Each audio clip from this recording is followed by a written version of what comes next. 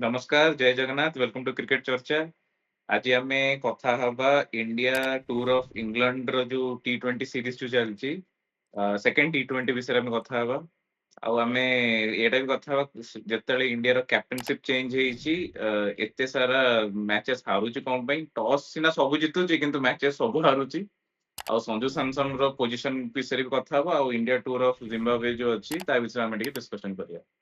तो इंडिया जो सेकंड टी20 जो खेलिला ତମକୁ କେମିତି ଲାଗୁଥିଲା କି ସ୍କୋର ଟା ସେତିକି ଦରକାର ଥିଲା ନା ଆଉ ଟିକେ ଅଧିକା ସ୍କୋର ହବାର ଥିଲା? ଯେମିତି କହିଲ ଇଣ୍ଡିଆ ଭର୍ସେସ୍ ଇଂଲଣ୍ଡ ସେକେଣ୍ଡ ଟି20 ତ ସେକେଣ୍ଡ ଟି20 ଇଣ୍ଡିଆ ଟୋଟାଲ ରନ୍ 190 କରିଥିଲେ ସ୍କୋର, ଯୋଉଟାକି ଏଭରେଜ ସ୍କୋର କହିବାକୁ ଗଲେ, କାହିଁକିନା ବର୍ତ୍ତମାନର କଣ୍ଡିସନ ଇଂଲଣ୍ଡର ଆଉ ପିଚ୍କୁ ଆସେସ୍ କରିବା ଆଉ ଟିମ୍ ନୂଆ ଖେଳିବା, ତ ସେଇ ହିସାବରେ 190 ଥିଲା। ଯେହେତୁ ବଲର ସେଇ ଟାଇପ୍ର କମ୍ବିନେସନ ନାହାନ୍ତି, ତ ମୋ ହିସାବରେ 220 ସ୍କୋର ବେଟର ରହିଥାନ୍ତା, କିନ୍ତୁ 190 एवरेज स्कोर थिला। କାରଣ ଫର୍ଷ୍ଟ ଟି20 ବି ଯୋଉ ହେଇଥିଲା ହ୍ୱାଇଟ ୱାଶ ଯୋଉ ରେନ୍ ପାଇଁ ଯୋଉ ବନ୍ଦ ବି ହେଇଥିଲା ସେଇ ଟାଇମ ରେ ବି ଇଣ୍ଡିଆର ଟିମ୍ 189 କରିଥିଲେ, ଏଇଟା ବି 190 କରିଛନ୍ତି। ତ ଇନଫ୍ୟାକ୍ଟ ସେଇ ଟାଇମ ରେ ପ୍ଲେୟର୍ସ ମାନେ ବି ବଦଳିଛନ୍ତି, ବ୍ୟାଟ୍ସମ୍ୟାନ ବି ବଦଳିଛନ୍ତି, ବୋଲର୍ସ ବି ବଦଳିଛନ୍ତି, କିନ୍ତୁ ସେମିତି କିଛି ଇମ୍ପାକ୍ଟଫୁଲ ଇନିଂସ କରିପାରିଲାନି ଇଣ୍ଡିଆ। କିନ୍ତୁ ହଁ, ଫାଷ୍ଟ ଟି20ରେ ମାନେ ମ୍ୟାଚ ବର୍ଷା ଯୋଗୁଁ ବାତିଲ ହେଲା, ମତେ ଲାଗୁନି ସେଇଟା ବି ଜିତିବା କଣ୍ଡିସନରେ ଥିଲା, କାହିଁକିନା ଇଂଲଣ୍ଡର 9 ନମ୍ବର ପର୍ଯ୍ୟନ୍ତ ବ୍ୟାଟ୍ସମ୍ୟାନ ଅଛନ୍ତି, ଏମିତି ନାହିଁ କି ଜଣେ ଆଉଟ୍ ହେଇଗଲେ ଆଉ ଖେଳି ପାରିବେନି।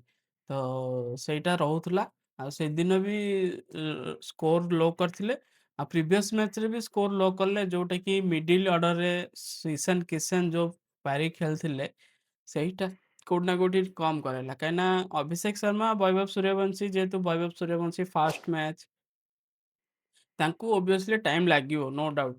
ସେ ଜୋଫ୍ରା ଆର୍ଚରକୁ ଫେସ୍ କରିବା, ଜସ୍ ଟଙ୍ଗକୁ ଫେସ୍ କରିବା, ଇଂଲଣ୍ଡରେ ପୁଣି ଇଂଲଣ୍ଡ ପିଚ୍‌ରେ, ତ ଯେତେ ବି ଆଇପିଏଲ୍ ଟାଇମ୍‌ରେ ଇଣ୍ଡିଆ ପିଚ୍‌ରେ ନେଟ୍‌ରେ ଖେଳିବା ଅଲଗା, ଆଉ ମ୍ୟାଚ୍‌ରେ ସାମ୍ନା କରିବା ଗୋଟେ ପ୍ରିମିୟମ୍ ବୋଲରକୁ ଅଲଗା ହିଁ, ଆଉ ସେଇ ଜିନିଷ ଦେଖିବାକୁ ପୁଣି ମିଳୁଥିଲା ତାଙ୍କ ଯେତେ। ପୁଣି ତାଙ୍କ ହୋମ ଟାଉନରେ ୟେସ୍, ସେଇ ତାଙ୍କ ହୋମ ଜିନିଷ। ଗ୍ରାଉଣ୍ଡରେ ତ ସୁଇଙ୍ଗ ପେସ୍ ବାଉନ୍ସ ପେ ସବୁ ଅଛି ସେଥିରେ। Bounce, Yes. ତ ତାକୁ ଧରିକି ଖେଳିବାର ଥିଲା, ବଟ୍ ଠିକ୍ ଅଛି, ବୈଭବ ସୂର୍ଯ୍ୟବଂଶୀ ଯୋଉ ୱେରେ ଖେଳିଲେ, ସଟ୍ ବି ଦେଖେଇଲେ, ଛକା ଗୋଟେ ମାରିକି ଦେଖେଇଲେ, ତ ଓଭରାଲି ଫର୍ଷ୍ଟ ଠିକ୍ ଛକାଟା ଥିଲା। ମାଇଣ୍ଡ ବ୍ଲୋଇଂ ସଟ୍ ଥିଲା, ହଁ, ଫାଷ୍ଟ ଲାଗୁନଥିଲା ପୁରା ଛକାଟା, ଡେବ୍ୟୁଟାଣ୍ଟ। ହଁ। ୟେସ୍, ଫାଷ୍ଟ ଛକାଟା ଆଉ ସେ ବହୁତ ବଢିଆ ଆଉ ଥିଲା। ଗୋଟେ କଥା, ସେ ସଚିନର ବି ରେକର୍ଡ ଭାଙ୍ଗିଛନ୍ତି, ୟଙ୍ଗେଷ୍ଟ ପ୍ଲେୟର ୟେସ୍, ଯିଏ କି ଇଣ୍ଟରନ୍ୟାସନାଲ ରେ ଡେବ୍ୟୁ କରିବେ ଫର ଇଣ୍ଡିଆ। ୟେସ୍। ତ ବାକି ଈଶାନ କିଶାନଙ୍କ ଯୋଉ ଇନିଂସଟା ଥିଲା ନା, ବହୁତ ସ୍ଲୋ ଥିଲା, ସେଇଟା ହିଁ ଗୋଟେ ମାଇନସ୍ ପଏଣ୍ଟ ଥିଲା। ଅଦରୱାଇଜ ଓଭରାଲି ସମସ୍ତେ ବହୁତ ଭଲ ଖେଳିଛନ୍ତି, ଏମିତି ନାହିଁ କି କେହି ଖେଳିନାହାନ୍ତି। ଶିବମ ଦୁବେଙ୍କର ଇନିଂସ ଏଇଟା ଭଲ ନଥିଲା, ଆଉ ପ୍ରିଭିୟସ୍ ଇନିଂସ ଶିବମ ଦୁବେ ବହୁତ ଭଲ ଖେଳିଥିଲେ। ତ ବୋଲିଂ ବି ତାଙ୍କର ଓଭରାଲି ବୋଲିଂ, ଯେହେତୁ ସେମାନେ ବି 3ଟା ସ୍ପିନର ଖେଳଉଛନ୍ତି, ୟୁଜ୍ କରୁଛନ୍ତି ୱିଲ୍ ଜ୍ୟାକ୍ସକୁ, ଆଦିଲ ରସିଦକୁ, ଲିଆମ ଡସନକୁ, ତ ସ୍ପିନର ଏମାନେ ବି ସ୍ପିନର ନଉଛନ୍ତି, ସେମାନେ ବି ସ୍ପିନର ନଉଛନ୍ତି, କିନ୍ତୁ ବ୍ୟାଟିଂରେ ହିଁ ଇଣ୍ଡିଆର କମି ରହୁଛି। ମୁଁ ଲାଗୁଛି ଆମର ଇଣ୍ଡିଆନ୍ସ ମାନେ ଯୋଉ ଆଇପିଏଲ ରେ ଯୋଉ ଫ୍ଲାଟ ୱିକେଟ ରେ ଯୋଉ ଏତେ ଖେଳି ଖେଳିକିନା ଯୋଉ ପୁରା ୟେସ୍, ପୋକ ହେଇଯାଇଥିଲେ, ଏଇଠି ଟୋଟାଲ ପୁରା ମେଲା ହେଇଯାଇଛନ୍ତି ସୁଇଙ୍ଗ ଆଉ ବାଉନ୍ସ ପିଚ୍ ରେ। ତମେ ଦେଖିବ ଯେତିକି ବ୍ୟାଟ୍ସମ୍ୟାନ ସବୁ ଆଇପିଏଲ ରେ ସବୁ ଧୁରନ୍ଧର ବ୍ୟାଟିଂ କରିଥିଲେ। ଇନଫ୍ୟାକ୍ଟ ମାନେ ଅଭିଷେକ ଶର୍ମା ବି, ସୂର୍ଯ୍ୟବଂଶୀ ବି, ଆମର ସଞ୍ଜୁ ବି, ଶ୍ରେୟସ ବି, ସମସ୍ତେ ଭଲ ବ୍ୟାଟିଂ କରୁଥିଲେ, କିନ୍ତୁ ଏଇଠି ସୁଇଙ୍ଗ ଯେତେବେଳେ ହେଲା ଆଉ ଆଉ ସ୍ପିନର ମାନେ ବି ତ ଛାଡ, ଇଣ୍ଡିଆନ ସ୍ପିନର କଥା କହୁଛି, ଆଇପିଏଲ ରେ ବି ସେ ସର୍ଟ ପକଉଥିଲେ, ଏଇଠି ବି ସେ ଏବେ ସର୍ଟ ବି ଆଉ ସେଇ ଫୁଲ ସଟ୍ ପକଉଛନ୍ତି। ପକଉଛି। ୟେସ୍, ଆଇଦର ସର୍ଟ ନହେଲେ ଫୁଲ। ଆଉ ସେମାନେ ଆଖି ବନ୍ଦ କରିକିନା ଆଇଦର ଗୋଡ ପକେଇକିନା ଛକା ମାରୁଛନ୍ତି, ନହେଲେ ବ୍ୟାକଫୁଟ କୁ ଯାଇକିନା ଛକା ୟେସ୍, ମାରୁଛନ୍ତି। ୟେସ୍। ତ ଯେମିତିକି ବୋଲିଂରେ ବି ଇଣ୍ଡିଆର ପରଫର୍ମାନ୍ସ ବହୁତ ହି ଖରାପ, କାହିଁକିନା ଫାଷ୍ଟ ଓଭରରେ 2ଟା ୱିକେଟ୍ ଗଲା ପରେ ଇଣ୍ଡିଆ କମବ୍ୟାକ୍ କରିବାର ଚାନ୍ସ ଥିଲା। ଅର୍ଶଦୀପ ସିଂ ଭଲ ଫାଷ୍ଟ ଓଭର ପକେଇଥିଲେ, ଦେନ୍ ହର୍ଷିତ ରାଣା, ଦେନ୍ ଅର୍ଶଦୀପ ସିଂଙ୍କ ଯୋଉ ଥାର୍ଡ ଓଭରରେ ରନ୍ ପଳେଇ ଆସିଲା, ହାରି ବ୍ରୁକ୍ ଯୋଉ ବେଥଲ ଖେଳିଲେ ସଟ୍, ସେଇଟା ଗୋଟେ ଗୋଟେ ପାୱାର ପ୍ଲେର ଗୋଟେ ଗୋଟେ ପାର୍ଟ ପଳେଇ ଆସିଥିଲା ଯେ ଇଣ୍ଡିଆ ପାଇଁ ମ୍ୟାଚ୍ ଅଛି ବର୍ତ୍ତମାନ 85%, କିନ୍ତୁ ହରି ବ୍ରୁକ୍ ଯୋଉ ଇନିଂସଟା ଖେଳିଲେ, ଯୋଉ ମିଡ୍ 15 ବଲ 39 ରନ୍, ସେଥିରେ 4ଟା ଚୌକା, 3ଟା ଛକା, ସେ ଯୋଉ ଇନିଂସ ଖେଳିଦେଲେ ନା, ସେଇଟା ଟିକେ ହେଇଗଲା 60-40 ହେଇଗଲା ମ୍ୟାଚ୍, ସେଇ ପାୱାର ପ୍ଲେରେ ହିଁ ସେ ସେଟ୍ କରିଦେଲେ। ଆଉ ଭାଇ ସେଇ ଓଭର ବି ଆମେ ଯଦି ଭଲ କିନା ଆମେ ଯଦି ଆନାଲିସିସ୍ କରିବା ତାହେଲେ ସେଇ ଓଭର ଯୋଉ ଛକା ଚାରି ବି ଯୋଉ ମାରିଛି ହ୍ୟାରି ବ୍ରୁକ୍ କୁରୁକ୍ଷେତ୍ର ବାଲା ମାରିଛି କିନ୍ତୁ ସବୁ ବଲ୍ ଖରାପ ନଥିଲା ଗୋଟେ ଗୋଟେ ଦିଟା ବଲ୍ ଗୁଡ ଲେନ୍ଥ ରେ ବି ଥିଲା ଆଉ ସେ ଗୁଡ ଲେନ୍ଥ କୁ ବି ସିଏ ମାନେ ଜବରଦସ୍ତିଆ ସଟ୍ ମାରିକିନା ବାଉଣ୍ଡ୍ରି ୟେସ୍ ବାହାର କରିଥିଲେ। କାହିଁକିନା ତ ହରିବ୍ରୁକ୍‌ର ମେଣ୍ଟାଲିଟି ସେଇଆ ନା ତାର। ସେ ହଁ କଣ୍ଟିନ୍ୟୁ ସେ ଖେଳିବାକୁ ହିଁ ଚାହିଁବ। ତ କାରଣ ସେଇ ଜିନିଷ ତାପରେ ଦେଖିବାକୁ ଥର୍ଡ ପଡିବ। ଓଭରରେ ଭଲ କମ୍ବ୍ୟାକ୍ କରିଥିଲେ ଅର୍ଷଦୀପ ସିଂ କିନ୍ତୁ ହୁଁ, ବକୱାସ ବୋଲିଂ କରିଛନ୍ତି ଆମ ରବି ବିଷ୍ଣୁ। ୟେସ୍, ପ୍ରତ୍ୟେକ ଓଭରରେ ବାଉଣ୍ଡ୍ରି ଖାଇଛନ୍ତି ଆଉ ୟେସ୍। ସିଏ ଗୋଟେ କଣ ତାଙ୍କର ରେକର୍ଡ ବୋଧେ କରିଥିବେ ଇଣ୍ଡିଆ ପାଇଁ ହାଇଏଷ୍ଟ ମାଡ ଖାଇବା ହିସାବରେ ଯଦି ଆମେ ଦେଖିବା। ନାଇଁ ଆଗରୁ ବି ଅଛି 60+ ଅଛି। ଆଉ ରବି ବିଷ୍ଣୋଇ ଯୋଉ ଲାଷ୍ଟ ଓଭର ଯୋଉଟା ପକେଇଲେ, ସେଇ ଓଭରଟା ଯୋଉ ପକେଇଲେ ଫାର୍ଷ୍ଟ ରୁ नो ବଲ୍ସ ସେ ପୁଣି ଖାଲି 3ଟା ନୋ ବଲ୍ ଦେଇଛନ୍ତି। ସେ ପୁଣି ଷ୍ଟେପ୍ ନୋ ନାହିଁ, ସେ ସାଇଡ୍ ନୋ ମାନେ ଆମର ବକ୍ସ ସାଇଡ୍ ନୋ ଦେଇଛନ୍ତି। ସେଇଟା ସବୁଠୁ ଇମ୍ପାକ୍ଟ ପକେଇଥିଲା। ଆଉ ଯୋଉ ବଲ୍ ସେ ଓଭରରେ ନୋ ବଲ୍ ଥିଲା, 3 ହିଟ୍‌ରେ ଛକା, ନୋ ବଲ୍ ଛକା। ତ ଓଭରାଲି 29 ରନ୍ ଦେଇଥିଲେ। ସେଇଠୁ ମ୍ୟାଚ୍ 29 ଟର୍ନିଂ ଦେଇଥିଲେ। ୟେସ୍ ମ୍ୟାଚ୍ ଟର୍ନିଂ ପଏଣ୍ଟ ହେଇଯାଇଥିଲା। ବାକି ଓଭରାଲି ଯେମିତି କହିବାକୁ ଗଲେ ଟିମ୍ ଭଲ ଖେଳୁଛି କିନ୍ତୁ ମ୍ୟାଚ୍ ୱିନିଂ ପାର୍ଟଟା ମିଳିପାରୁନି। ସେଇ ଜିନିଷଟା ଇସ୍ୟୁ ରହୁଛି। ଶ୍ରେୟସ ଆୟରଙ୍କର କ୍ୟାପ୍ଟେନ୍ସି ଆସିଲା ପରେ କାହିଁକିନା ୱାର୍ଲଡ କପ୍ ଜିତିବା ପରେ Shreyas Iyer new captain after IPL। ତ ନ୍ୟୁ କ୍ୟାପ୍ଟେନ୍ସିପରେ ଆୟାରଲାଣ୍ଡ ସିରିଜ୍ ହାରିବା। ଆୟାରଲାଣ୍ଡ ସିରିଜରେ ବ୍ୟାଟ୍ସମ୍ୟାନ୍ ବହୁତ ଖରାପ ପରଫର୍ମାନ୍ସ। ଦେନ୍ ଇଂଲଣ୍ଡରେ ଫାଷ୍ଟ ମ୍ୟାଚ୍ ବି ବର୍ଷା ଯୋଗୁଁ ବାତିଲ ହେବା, ସେକେଣ୍ଡ ମ୍ୟାଚ୍ ବି ହାରିବା।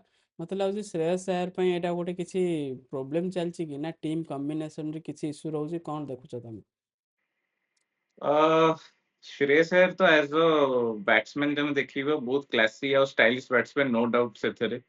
ଆଉ ରହିଲା କି ମୋ ହିସାବରେ ନା ଶ୍ରେୟସ ଆୟର ଉପରେ ବେଶୀ ଯେହେତୁ ନୂଆ କ୍ୟାପ୍ଟେନ ମୋ ହିସାବରେ ଯେହେତୁ ନୂଆ କ୍ୟାପ୍ଟେନ ଥିଲା ତାଙ୍କୁ ବି ଟିକେ ସାମିଲ କରିବାର ଥିଲା ସିଲେକ୍ସନ।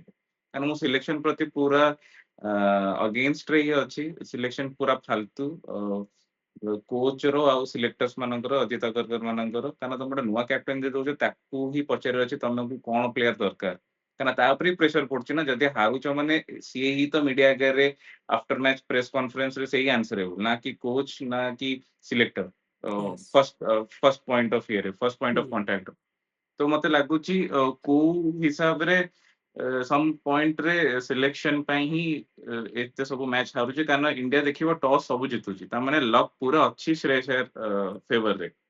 କାରଣ IPL ତମେ ଦେଖିବ 50% ମ୍ୟାଚ୍ ଜିତିଲ ଟସ୍ ଉପରେ ହିଁ। ଆଉ ତମେ ଯଦି ଆଉଟ ସାଇଡ ଟୁର ବି ଯଦି କରୁଛ ତାହେଲେ ହୋମ ଆଡଭାଣ୍ଟେଜ ନଥାଇକିନା ବି ଯଦି ଟସ୍ ରେ ତମେ ଜିତୁଛ ତାହେଲେ ପ୍ଲସ ପଏଣ୍ଟ। ଆଉ ଟସ୍ ରେ ଜିତିକିନା ତମେ ହିସାବରେ ବ୍ୟାଟିଂ ନଉଛ ପିଚ୍ କଣ୍ଡିସନ ଦେଖିକିନା ତମେ ଇଏ କରୁଛ। ତ ମୁଁ ତ ଏଥିରେ ଶ୍ରେୟସ ଆୟରକୁ କିଛି ହିଁ ଖରାପ ଦେବିନି। ହଁ ସିଲେକ୍ସନ ରେ ବହୁତ ସାରା ଡିଜର୍ଭିଂ ପ୍ଲେୟାର ଥିଲେ ଯୋଉ ଟାଇମରେ ଆସିନାହାନ୍ତି ଖେଳି ନାହାନ୍ତି ପ୍ଲେଇଙ୍ଗ ଇଲେଭେନ ରେ ନାହାନ୍ତି ପ୍ଲେଇଙ୍ଗ ଇଲେଭେନ ରେ ନାହାନ୍ତି କିମ୍ବା ପ୍ଲେଇଙ୍ଗ ତାଙ୍କର ସ୍କ୍ୱାଡ ରେ ବି ନାହାନ୍ତି। ୟେସ୍। ହଁ ବୋଲିଂ କମ୍ବିନେସନ୍ ମୋତେ କୋଉଠି ନା କୋଉଠି ଇସ୍ୟୁ ଲାଗୁଛି। କାହିଁକିନା ଯୋଉ ଜିନିଷଟା ଦରକାର ଥିଲା ସେଇ ବୋଲିଂ କମ୍ବିନେସନ୍ ଆଉ ଯୋଉ ମାନେ ପିଚକୁ କଣ୍ଡିସନକୁ ଆସେସ୍ କରିକି ଯୋଉ ବୋଲିଂ ଲାଇନ୍ ଅପ୍ ନେଇକି ଆସିବା କଥା ସେଇ ଜିନିଷ ମୋତେ ଦେଖିବାକୁ ମିଳୁନି। ଏଇଟା ଗୋଟେ ମୋର ମାଇନସ୍ ପଏଣ୍ଟ ଅଛି ସ୍କ୍ୱାଡରେ। ଓଭରାଲି ନ୍ୟୁ କ୍ୟାପ୍ଟେନ୍ ଦେଖାଯାଉ। କିନ୍ତୁ ଆୟାରଲାଣ୍ଡ ବିପକ୍ଷରେ ହାରିବାଟା କୋଉଠି ନା କୋଉଠି ଟିକେ ତାଙ୍କୁ ବି ପ୍ରୋବ୍ଲେମ କ୍ରିଏଟ୍ କରାଇଛି। ଦେଖାଯାଉ ଆଗକୁ ପ୍ରିଭିୟସ୍ 3ଟା ମ୍ୟାଚ୍ ଅଛି ସିରିଜ୍ ତ ଅଛି ଏମିତି ନାଇଁ କି ସିରିଜ୍ ଏଠି ଏଣ୍ଡ ହେଇଛି। ତ ଏଇ ସିରିଜ୍ ଏଣ୍ଡ ପରେ ହିଁ ଜଣାପଡ଼ିବ ଆମେ ସେ ଉପରେ କିଛି କହିପାରିବା। ତମେ ଯେମିତି କହିଲ ଏବେ କିଛି ଆମେ କହିବାନି ନ୍ୟୁ ଜିନିଷ ନ୍ୟୁ ତାଙ୍କ ହିସାବରେ ପ୍ଲେୟାର ଆସି ନା ନାଇଁ ଆମେ ବି ତା ଉପରେ ବି ଜାଣିନାହାନ୍ତି। ତ ନେକ୍ସଟ ଏଇ ସିରିଜ୍ ସରିଲା ପରେ ଆମେ ଶ୍ରେୟସ ଉପରେ କଥା ହବା। ମୋର ନେକ୍ସଟ କୋଶ୍ଚିନ୍ ହେଲା କି ସୂର୍ଯ୍ୟବଂଶୀ ଆଉ ସାମସନକୁ ନେଇକି ତମ କହିବ ଯେ ମତେ ସାମସନକୁ ବସେଇବା ସୂର୍ଯ୍ୟବଂଶୀକୁ ଚାନ୍ସ ଦେବା କେତେ ଦୂର ଠିକ୍? ଆଉ ଗୋଟେ ଜିନିଷ ଯୋଉ ହାଇପ୍ ଚାଲିଥିଲା ସୂର୍ଯ୍ୟବଂଶୀକୁ ଚାନ୍ସ ମିଳିବା କଥା ଆଉ ଚାନ୍ସ ମିଳିଲା ସତ ସମସ୍ତେ ଖୁସି। ଆମେ ବି ଆଜିକା ଡେଟରେ ଆମେ ବି ଖୁସି କାହିଁକିନା 15 ବର୍ଷର ଗୋଟେ ପ୍ଲେୟାର ଯିଏକି ଇଣ୍ଡିଆକୁ ରିପ୍ରେଜେଣ୍ଟ କରିବ ୱାର୍ଲଡରେ ତା ନା ୱାର୍ଲଡରେ ସେ ପୁରା ହାଇପରେ ଅଛି। ତ ପଏଣ୍ଟ ହେଲା କି ସବୁବେଳେ ସଞ୍ଜୁ ସାମସନ କଣ ପାଇଁ? ନା ନୋ ଡାଉଟ ସମସ୍ତେ କଣ ସୂର୍ଯ୍ୟବଂଶୀ ନାଁରେ ଇଣ୍ଡିଆନ ଟିମ୍ ଟିକେଟ ବିକୁଥିଲା। ଆୟାରଲାଣ୍ଡ ତମେ ଦେଖିବ 30% ତ ଇଣ୍ଡିଆନ ଥିଲେ ସୂର୍ଯ୍ୟବଂଶୀର ନେମ ପ୍ଲେଟ ଧରିକିନା ଇଣ୍ଡିଆନ ଫ୍ଲାଗ ଧରିକିନା ଆସିଥିଲେ ମ୍ୟାଚ ଦେଖିବା ପାଇଁ କିନ୍ତୁ ତମେ ଯଦି ତମର मीडिया चैनल रे तमे सूर्यवंशी रो फोटो उठेई किना कहूछ जे से खेलिबो खेलिबो खेलिबो कि तमे तो खेलुनो तो तमे बहुत इनजस्टिस करछो से छुआ प्रति। सेकंड है कि 15 वर्ष छुआ रिप्रेजेंट करिया बड़ कथा नु 15 वर्ष छुआ विथ टैलेंट रिप्रेजेंट करियाटा ही आमे चाहूथुलु कारण आईपीएल टाइम रे ही आमे समस्ते उत्साहित थिलु कि संजू हमर सूर्यवंशी आ अभिषेक शर्मा ओपनिंग पेयर करिवे। तो फाइनली सेटा हैला नो डाउट ता माने नुह जे तमे संजू सैमसन को बसेइबो सेई तमे संजू सैमसन एमती गोटे प्लेयर थिले कि सदाळे से ओपन करू नथिले से गोटे टाइम रे केएल राहुल जेमती फिफ्थ डाउन रे आसुथिले तो तमे संजू जेती गोटे सीजन तमु से टूर्नामेंट जितेइथिला तो तमे ताको फर्स्ट डाउन को भी आनि परथांतो। तो मो मतामत रे एमती किछि नथिला कि आइदर संजू खेलिबो नले सूर्यवंशी खेलिबो मो हिसाब रे संजू फर्स्ट डाउन आसथांते बाकी दी जण ओपनिंग करथांते तमे लोअर डाउन रे का गोटे हटेई थांते मो हिसाब रे सेया ही हबार थिला। बट एटा तो टीम मैनेजमेंट डिसीजन नहीं संजू सैमसन मत सेही कथा लगुनि। मु तो आउ गोटे कथा माने मु बुझी पनी टीम मैनेजमेंट जो डिसीजन नै चंती विथ कोच टीम मैनेजमेंट ठीक अछि तमरो 25 टा ना तमे देलो स्क्वाड मेंबर देलो गंभीर जदि संजू सैमसन जदि लास्ट 3टा मैच रे जदि सी स्कोर न करथांते ऑब्वियस कथा समस्त जानछन इंडिया जाई पर नथांते ठीक अछि जदि इंडिया जाई पर नथांता ब्लेम की आइ थांता हमरो सूर्य कुमार यादव फर्स्ट बाहर नथांता कैप्टन टू फर्स्ट बाहर थांता हमरो कोच कारण सेई टाइम मेरे गंभीर ऊपर ही बहुत सारा एलिगेशन थिला बेकार कोच किछि जितु नथिले कारण जो बेले होम सीरीज जो हारी थिला न्यूजीलैंड अगेंस्ट रे हम समस्ते माने गोटे हाइप हे थिला कि कोच को बाहर करो यदि सेई गोटे ही प्लेयर तमरो इज्जत रखिला प्लस तमर कुर्सी रखिला इंडियन टीम रो तमे ताकू ही बाहर कर दो तो ये बहुत ही अनफेयर है जिनसटा। सही तो माने सही गोटे पॉइंट रे ही समस्ते कर क्वेश्चन किंतु ओवरऑल मते लागुनी एई सीरीज रे संजूर आउ जगह अछि ना तमे कालीर। सेमिति ऑब्वियस कथा एमिति जे करिवो सी भी निजे भी जानछि जे नाही ठीक अछि आयरलैंड सीरीज केही भी भलो करनांती इंक्लूडिंग संजू समस्त को माफ आउ गोटे सीरीज हला इंग्लैंड सीरीज पांचटा मैच अछि सीनियर प्लेयर सी पांचटा मैच न खेली थांते देन बाहर कर थांते लोकों का पार्टी यस बंद हे थांते तम यस सेटा भी करलंत। यस तो जेमति कि आज अछि अगेन आज मैच अछि थर्ड टी20 तो थर्ड टी20 रे तमु कोन लागु टीम कॉम्बिनेशन किछि चेंजेस रहइबो ना सेम टू सेम रहइबो। मु तो चाहिए बोलर्स माने विष्णु को बाहर करो ठीक अछि तम माने माने मु किसी बुझी परने सिलेक्शन तमे रवि विष्णु को को हिसाब रे नलो तमे आईपीएल तो से भलो करू नथिला ना तमे ते तो ताकू बेंच रे थिले आईपीएल रे भला ठीक अछि पूरा तो मैच भी अक्षर खेलना। हाँ अक्षर पटेल भी आईपीएल रे नो डाउट खराब ही करिछि किंतु जेहेतु विनिंग टीम रे तमे ताकू नेलो मते अक्षर पटेल अगेंस्ट रे किछि कहरे नै से तांको हिसाब रे खेलुचंती जदि बैट न करचंती बॉल रे करचंती एंति नै जे बैट बॉल दीटा करचंती सेम हैला कि शिवम दुबे विषय ठीक अछि आ गोटे प्लेयर जे कि आईपीएल रे बहुत भलो करिथिले ऑलराउंडर तमे ताकू नेलनि से होला कृणाल पांड्या हम्म जदि तमे रवि विष्णु या कृणाल पांड्या को जदि तमे ऑप्शन दबो मते लागुଛି 80% of the crowd Krunal Pandya को ही सपोर्ट करियो ठीक अछि यस मिस्टर माने तमरो लेग स्पिनर से गुगली पके दे कृणाल पांड्या जोला बाउंसर पकोउची मतलब लाଗୁଛି वर्ल्ड रे के पको नथिबे गोटे स्पिनर बाउंसर तमे कृणाल पांड्या को नहीं परथांतो तम स्क्वाड रे आ गोटे हला कि ठीक अछि तमे आ गोटे हला कि प्रसिद्ध कृष्ण कथा मु कहूची सीए अछंती इंग्लैंड सीरीज रे अछंती कि प्रसिद्ध कृष्ण यस अछंती। अछंती तो प्रसिद्ध कृष्ण तो आईपीएल रे किछि कर पाइलेनी खेडी पाइलेनी गोटे प्लेयर थिला जे कि बोलिंग इंडियन बॉलर जे भलो बोलिंग करथिला सिम से होची भुवनेश्वर कुमार ठीक अछि भुवनेश्वर कुमार को एज हे गेलानी तम माने कहूछ सी भी गोटे मैच कॉन्फ्रेंस रे कहिथिले कि मोर एज हे गेलानी भलो मते ओडीआई रे तमे चांस दोउनो टी20 रे ଦେଇଥାନ୍ତ କାରଣ ସେ ପ୍ଲେୟାର ରିଟାୟାର ହିଁ କରିନି ନା ରିଟାୟାର କରିଥାନ୍ତା ଦେନ୍ ଆମେ କ୍ୱେଶ୍ଚିନ୍ ऑलमोस्ट रेज କରିନଥାନ୍ତୁ ସେ ଯଦି ରିଟାୟାର କରିନି ତା ମାନେ ସେ ଇଣ୍ଡିଆ ଖେଳିବା ପାଇଁ ତାର ଇଚ୍ଛା ଅଛି ଆଉ ସେ ପରଫରମାନ୍ସ ଦଉଛି ତମେ କିଛିଟା ପ୍ଲେୟାର ମାନଙ୍କୁ ନଉଛ ଆଇପିଏଲ ପରଫରମାନ୍ସ ହିସାବରେ କିଛିଟା ପ୍ଲେୟାର ମାନଙ୍କୁ ନଉଛ ନା ସେ ୱାର୍ଲଡ ନିଜର କପ୍ ଜିତେଇଥିଲେ ଆଉ ମାନେ ମୁଁ କିଛି ଆଉ ହିଁ କିଛିଟା ୟାଙ୍କର ଲାଇନ ପ୍ରାयोरिटी ଲେନ୍ଥ ବୁଝିପାରୁନି। ଆଉ କିଛିଟା ପ୍ଲେयर ପ୍ରାयोरिटी हर्षित राणा प्रायोरिटी ହଁ ଆଉ ଆଉ ବହୁତ प्रसिद्ध ସାରା ପ୍ଲେୟାର ପ୍ରାୟୋରିଟି ମତେ ଲାଗୁଛି ପ୍ରସିଦ୍ଧ କୃଷ୍ଣକୁ ଜବରଦସ୍ତି ହର୍ଷିତ ରାଣା ଆଉଟ ଅଫ ନୋୱେର ନା ଆଇପିଏଲ ନା ମାନେ ଆମର ଇଣ୍ଟରନ୍ୟାସନାଲ ମ୍ୟାଚେସ୍ ତମେ ତାକୁ କରଉଛ ଠିକ ଅଛି ସେ ଭଲ ଖେଳୁଛି ଆଉ ଗୋଟେ ମୁଁ ମାନେ କହିବାକୁ ଚାହୁଁଛି ତମେ ହାର୍ଦ୍ଦିକ ପାଣ୍ଡ୍ୟାର ରିପ୍ଲେସମେଣ୍ଟ ତମେ ପାଇନ ଏପର୍ଯ୍ୟନ୍ତ।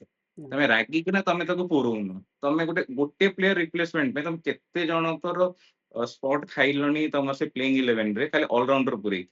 ଗୋଟେ ହେଲା ତମେ ହର୍ଷିତ ରାନକୁ ପୁରେଇଲ, ଠିକ ଅଛି ସିଏ କୋଉ ହକ୍ତ ଟିକେ ଭଲ ଖେଳୁଛି, ତମେ ସେ ସିଗଡେକୁ ଏବେ ପୁରେଇଲଣି, ସିଏ ଗୋଟେ ପଶିଲାଣି, ତମେ ଶ୍ରେୟାଂଶ ଆହୁରି ଆୟାର। ହଁ ଆହୁରି ଅଲରାଉଣ୍ଡର ପୁରେଇଲ, ତମେ ତା ଜାଗାରେ ଶିବମ ଦୁବେକୁ ପୁରେଇଲଣି। ୟେସ୍। ତମେ ତ କେହି ତ 4 ଓଭର କୋଟା ପକଉ ହିଁ ନାହାନ୍ତି, ଆଉ କିଏ ବୁଦ୍ଧିରେ ହିଁ ପକଉନାହାନ୍ତି। କୋଶ୍ଚିନ୍ ତ ରହୁଛି କାହିଁକିନା ଟିମ୍ କମ୍ବିନେସନରେ କୋଶ୍ଚିନ୍ ରହୁଛି, ଯେମିତି କହୁଥିଲେ କାଲିର ଟିମ୍ କମ୍ବିନେସନ ମତେ ଲାଗୁଛି ଓଭରାଲି ସେମ୍ ହିଁ ରହିବ। ଆଉ ଗୋଟେ ରହିଲା କି ରବି ବିଷ୍ଟୋଇ କି ସିଲେକ୍ଟ କରିଛନ୍ତି, କୁଲଦୀପ ଯାଦବକୁ ସିଲେକ୍ଟ କରିନାହାନ୍ତି, ମୋର କନସର୍ନ ସେଠି ରହୁଛି। ଦେନ୍ ଅକ୍ଷର ପଟେଲ ଓଭରାଲି ଏଜ୍ ଏ ଅଲରାଉଣ୍ଡର ଠିକ୍ ଅଛି, ଟିମ୍ ପାଇଁ ଦରକାର। ବରୁଣ ଚକ୍ରବର୍ତ୍ତୀ ଆଇର୍ଲାଣ୍ଡ ସିରିଜରେ ନଥିଲେ, ଏଇ ସିରିଜରେ ସିଲେକ୍ଟ ହେଇଛନ୍ତି, ଠିକ୍ ଅଛି। କିନ୍ତୁ ବରୁଣ ଚକ୍ରବର୍ତ୍ତୀ ଯେମିତି ଆଇପିଏଲରେ ବୋଲିଂ କରୁଥିଲେ, ତା ପୂର୍ବରୁ ଯେମିତି ୱାର୍ଲଡ କପ୍ରେ ଥିଲା, ଆମେ ଯେମିତି ଡିସ୍କସ୍ କରିଥିଲେ ବି ସର୍ଟ ପିଚ୍ ଏବେ ବି ସେମ୍ କଣ୍ଡିସନରେ ସେମ୍ ବଲ୍ ହିଁ ରହୁଛି। କେଉଁ କଣ୍ଡିସନ ତମେ ଯଦି ଦବାର ଥିଲା ଆଇଦର ବରୁଣ ଚକ୍ରବର୍ତ୍ତୀକୁ ଦେଇଥାନ୍ତ ନହେଲେ ରବି ବିଷ୍ଣୟକୁ ଦେଇଥାନ୍ତ, ବାସ୍। Any one. ଆଉ ଆଉ ଗୋଟେ ସ୍ପଟ ମତେ ଲାଗୁଛି କୁନାଲ ପାଣ୍ଡ୍ୟା ଡିଜର୍ଭ କରୁଥିଲେ। ୟେସ୍, କୁନାଲ ପାଣ୍ଡ୍ୟା ବି ଡିଜର୍ଭ କରିଥିଲେ, ବଟ୍ ଟିମ୍ ମ୍ୟାନେଜମେଣ୍ଟ ନାହିଁ ଟିମ୍ ଆଉ କଣ ଆଉ ଡିସିସନ୍ କଣ କହିପାରିବେ, ସେ ତ ମତେ ନାହିଁ ଲାଗୁନି ସ୍କ୍ୱାଡରେ ଆଉ। କୁନାଲ ପାଣ୍ଡ୍ୟା ସେ ହଉ କି ଭୁବନେଶ୍ୱର କୁମାର ଏମାନେ ସ୍କିମ୍ ଅଫ୍ ଥିମ୍ରେ ନାହାନ୍ତି ବିସିସିଆଇର, ତ ଆମେ କେତେ କହିଲେ ବି ସେ ମ୍ୟାନେଜମେଣ୍ଟ ତାଙ୍କୁ ବ୍ୟାକ୍ କରିବନି, ସେ ନା ତମେ ଆସିବେନି। ପୁରୁଣା ଏକ୍ସପିରିଏନ୍ସ ପ୍ଲେୟରକୁ ପୁରଉଛ ନା ନୂଆ ଟ୍ୟାଲେଣ୍ଟକୁ ପୁରଉଛ, କିଛି ୟେସ୍। କରିବାର ନାହିଁ। ତ ଇଂଲଣ୍ଡ ଟିମ୍ ମଧ୍ୟ କମ୍ବିନେସନ୍ ମତେ ଲାଗୁନି କିଛି ଚେଞ୍ଜ କରିବେ, କାହିଁକିନା ୱିନିଂ ଟିମ୍ କାହିଁ କମ୍ବିନେସନ୍ ଚେଞ୍ଜ କରିକି ଆସିବେ। ଆଉ ଜାକବ ବେଥେଲ ବି ବହୁତ ବଢ଼ିଆ ଖେଳିଥିଲେ, ତ ଫିଲ୍ ସଲ୍ଟର ଯଦି ଫର୍ମ ଆସିଗଲା ନା, ତାହେଲେ 190 ବି ସେମାନେ 19 ଓଭର ନାହିଁ 17 ଓଭର ବି ଚେସ୍ କରିପାରିବେ। ଯଦି ଅର୍ଷଦୀପ ସିଂ ଫର୍ଷ୍ଟ ଓଭରରେ 2ଟା ୱିକେଟ ନେଇ ନଥାନ୍ତା, ଆଉ 2ଟା ୱିକେଟ ମାନେ ମେନ୍ ୱିକେଟ, ବଟଲର ବି ହୁଁ କମ ନୁହଁ, ହୁଁ। ତ ଏମାନେ 17 ଓଭରରେ ଜିତି ଯାଇଥାନ୍ତେ, ତ ସେ ଯୋଉଭଳିଆ ମାଡ ୟେସ୍, ମାରିଥାନ୍ତେ, ସବୁ ଅବଭିୟସଲି ରିଭର୍ସ ସ୍କୁପ ମାରିଥାନ୍ତେ। ଅବଭିୟସଲି। ତ ଦେଖାଯାଉ ଆଜିର ଥାର୍ଡ T20ରେ କେମିତି କ'ଣ ଟିମ୍ କମ୍ବିନେସନ୍ ପିଚ୍କୁ ଓହ୍ଲାଉଛନ୍ତି, ମ୍ୟାଚ୍ କେମିତି ଖେଳୁଛନ୍ତି। ତ ଓଭରାଲି ତ ଇଣ୍ଡିଆ ଭର୍ସେସ୍ ଇଂଲଣ୍ଡ ସିରିଜର ସେକେଣ୍ଡ T20 ଇଣ୍ଡିଆ ହାରିଛି ସତ, କିନ୍ତୁ ବହୁତ କିଛି ମାନେ ଶିଖିବାକୁ ମିଳିଛି ବା ବହୁତ କିଛି ଜାଣିବାକୁ ମିଳିଛି, କଣ୍ଡିସନକୁ ଆସେସ୍ କରିବାକୁ ମିଳିଛି, ଟିମ୍ କମ୍ବିନେସନରେ କ'ଣ ଭୁଲ ରହୁଛି ତାକୁ ବି ସୁଧାରିବାର ଚାନ୍ସ ଅଛି ଥାର୍ଡ T20ରେ। ପେସ୍ ବୋଲିଂ ଏକ୍ସଟ୍ରା ଖେଳିବା ନା ସ୍ପିନ୍ ଏକ୍ସଟ୍ରା ଖେଳିବା, ତ ତା ଉପରେ ବି କୋଶ୍ଚିନ୍ ରହୁଛି। ଆଉ ଶ୍ରେୟସ ଆୟରର କ୍ୟାପ୍ଟେନ୍ସି ଉପରେ ମୁଁ ଆଜି କିଛି କହିବିନି, ଥାର୍ଡ T20 ପରେ କହିବି କେଉଁଠି ମୋତେ ସେକେଣ୍ଡ T20ରେ ଲ୍ୟାକ୍ ଲାଗିଥିଲା, ଆଉ ସେଇଟା କ'ଣ ପ୍ରୋବ୍ଲେମ୍ ରହୁଛି ଶ୍ରେୟସ ଆୟରର ଥିଙ୍କିଂ, ମୁଁ ସେଇଟା ଥାର୍ଡ T20 ପରେ ଜଣେଇବି ଆପଣମାନଙ୍କୁ।